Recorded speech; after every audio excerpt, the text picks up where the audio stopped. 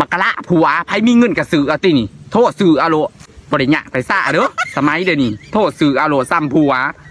ฮัลโหลแล้วสบายดีนี่แมนบริษัทขายผัวจำกัดเพียงผู้เดียวลูกค้าต้องการใช้บริการเงียงของพวกเขาบ่เจ้าคอยว่าสิโทรมาสื่อผัวมีอยู่บ่หรือว่าเบิร์ดเดว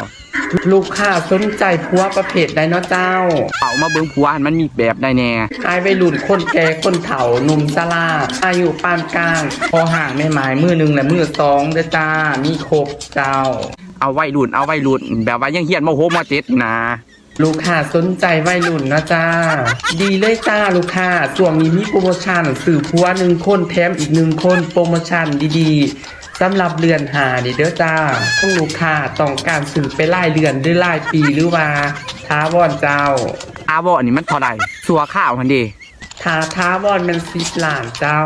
ตัวข้าวเดือนหนึ่ง3 ล้านเจ้าข้าสาวขอเอาท้าวอนเลยอยู่กันหอดมือตายจี้เอาเป็นท้าวอนนะเจ้าแพ็กเกจนี้ครับแถมอีกคนหนึ่งให้เลยเด้อเจ้าลูกค้าสะดวกมากเองหรือให้ทางเขาจัดส่งให้เจ้าฝากกระไดขอบ่มีรถไปเอาใส่แก๊สกองใหญ่ๆหันเลยถามว่าจัดส่งนอทางห่างเขาก็จะบวกราคาส่งรบกวนลูกค้าแจ้งเบอร์โทรศัพท์นะเจ้าอย่าฝ่าเดี๋ยวเบอร์ก่อน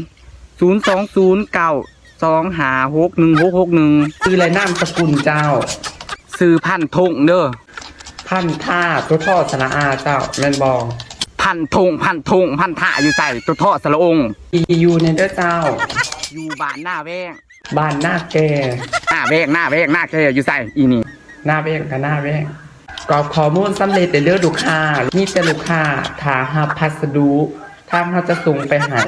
และแจ้งใบบินได้จ้าขอบใจที่ใส่บริการของเฮาบริษัทขายผัวจำกัดเพียงผู้เดียวรักจะประสานหาเราหมัดเขาใส่บริการขอขอบใจเจ้า